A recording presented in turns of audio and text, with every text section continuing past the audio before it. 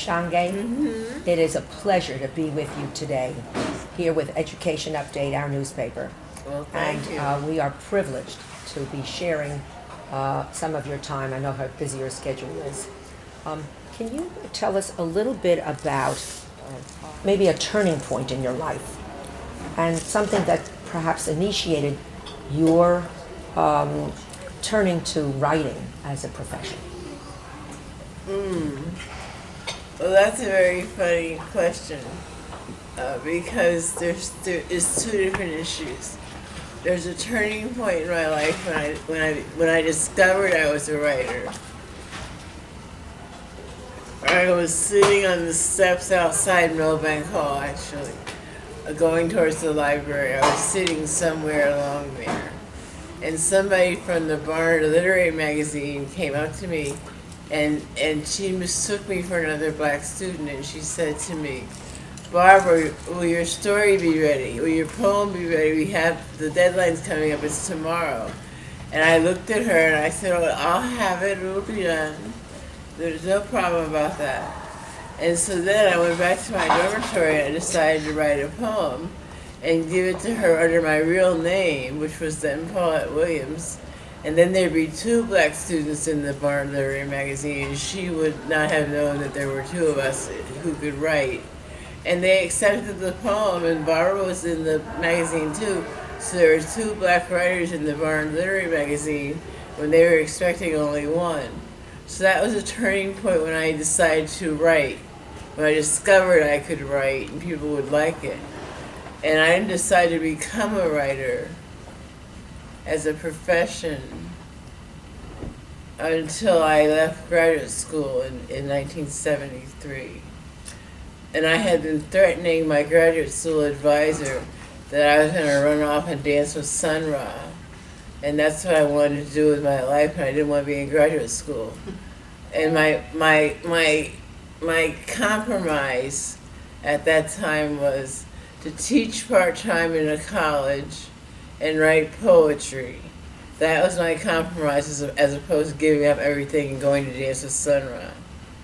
So my career line was that I was going to teach part-time for the rest of my life and dedicate my real life to writing poetry and going to poetry readings, which I did successfully for a number of years. Did you receive any accolades for the work that you had published in the literary magazine in the early days? I don't think so. Were you an English major? No, I was an American Studies. Oh, American Studies, that's right, of course. And then I remember reading that you actually went out to the West Coast to get a master's degree at the University of Southern California. Right, Is that correct? Mm-hmm. I've been there. It's a beautiful place. Mm-hmm. How do you compare or contrast that with your studies here on the East Coast? Did you have a preference? Yes, I like studying back east better because I understood the terrain better. It was difficult for me to work in California because first of all I didn't have a car, I didn't know how to drive when I left because I came from a suburb to Barnard and I didn't know how to drive till I was 22.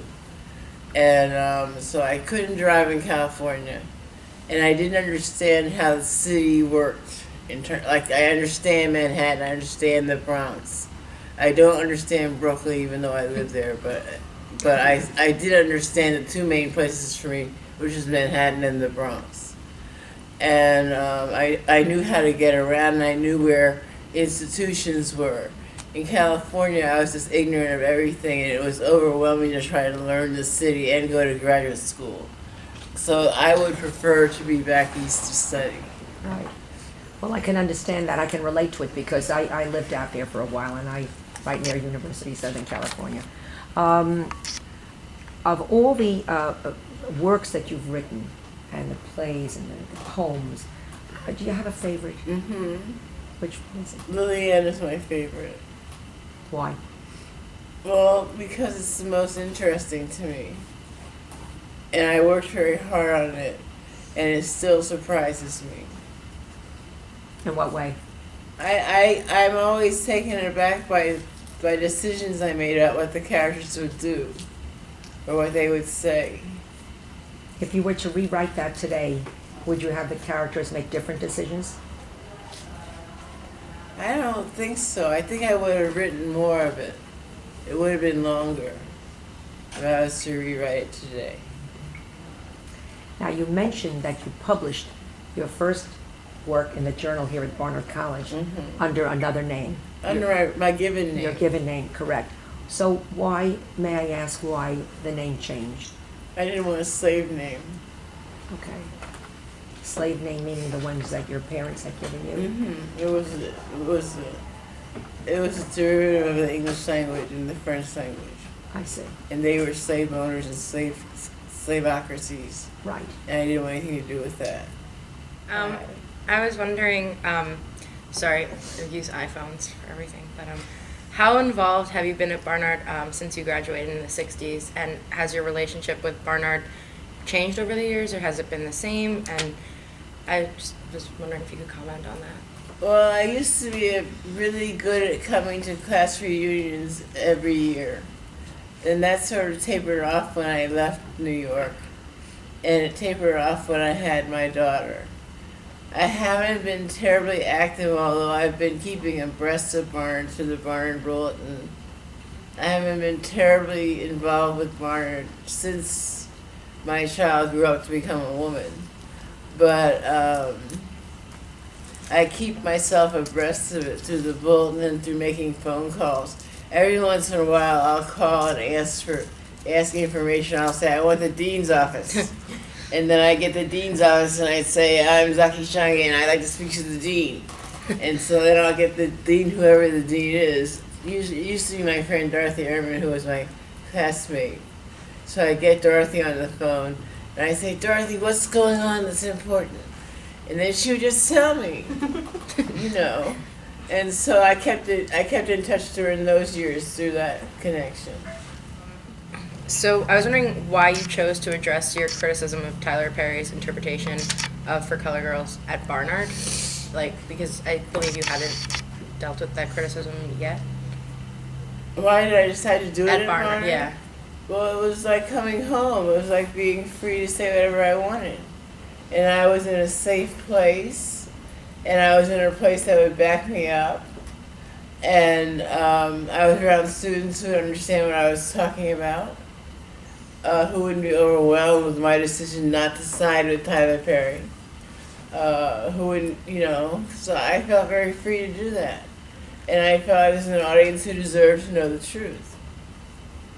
Do you want to just recount again what you said? Just I don't quite remember, but I think it would be something like I didn't understand what Tyler Perry's For Color Girls had to do with my For Color Girls, even though my words were in it.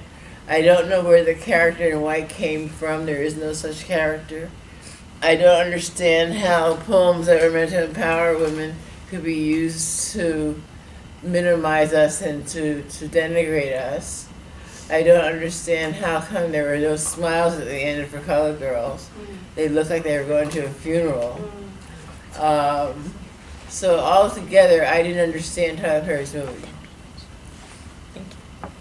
Can you tell us a little bit about some of the mentors in your life? I had to start with my parents, who were very artistic people and who exposed me to the arts at a very early age, and who exposed me to black artists at a very early age, so that my mother would go around reciting Paul Laurence Dunbar and Langston Hughes. When I was a child, when I was like 4 or 5, she would just do things like Speak Up, Ike, Express Yourself from Paul Laurence Dunbar, or she'd do I Who've Known Rivers. And so, or Life for Me Ain't Been No Crystal Stair.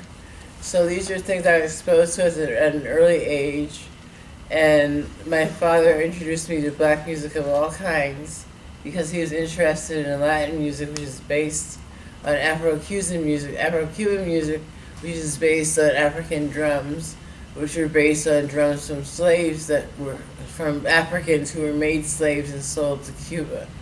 So there's a big string of Africanness and African Americanness in my very being before I was literate. So that they were my first mentors. And then I'd say here at Barnard, it was Christine Royer and John Cowenhoven and Annette Baxter were instrumental in my intellectual and evolution. And Miss Royer was the stalwart of my spirit the years I spent here, which were very tumultuous years. Those are the years when we took over the Hamilton Hall. Those are the years what they call the Columbia riots. Right. They were not riots. They were rebellions. And we were not anarchists. We were very determined and organized groups of students who wanted certain things done at the university that had not heretofore been done. We were essentially asking for students' rights in terms of having something to do with the curriculum and the administration of the university that we attended and that our money paid for.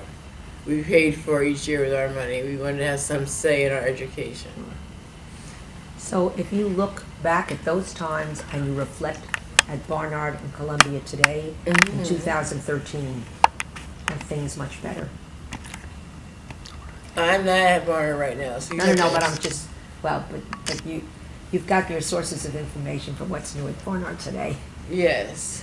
Well, Barnard has evolved and it's become a much more open place for everybody. In terms of the sciences, we've got more science labs than we ever had before. We have bigger buildings for more classes. We have more space for students to congregate among themselves and to be able to coalesce and create things of their own by their own hands and energy. We have mentoring systems that we didn't used to have. We have more students of color that we didn't used to have. We had the first reunion of students of color in the 1990s, and an Italian woman showed up, and a Chinese woman showed up because they felt so foreign when they were at Barnard that they felt like third world students.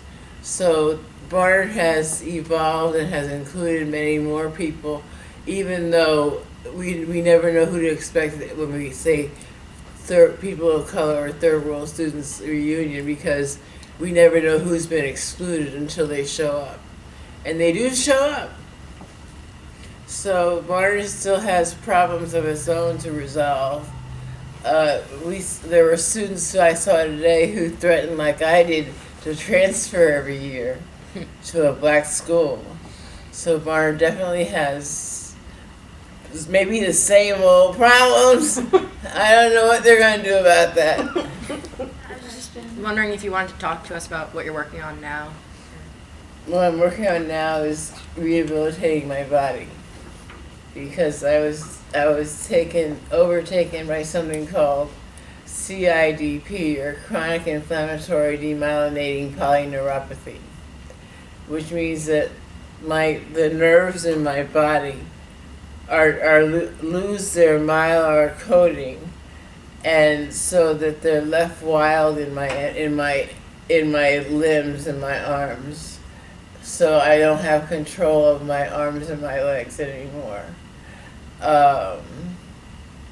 So I'm in physical therapy, which is where most of my attention goes now, because I really can't think of anything else except trying to get my body to work, because so much of the time it doesn't work. So that's what I've been concentrating on. Can you talk a little bit about the book that you wrote with your sister in 2010? What do you want to know about it? Just, any reflections on writing with somebody else? Oh, I'll never write with somebody else again. Well, that's it. That's it. I guess that says it all. Thank you so much. Thank you so much for your time.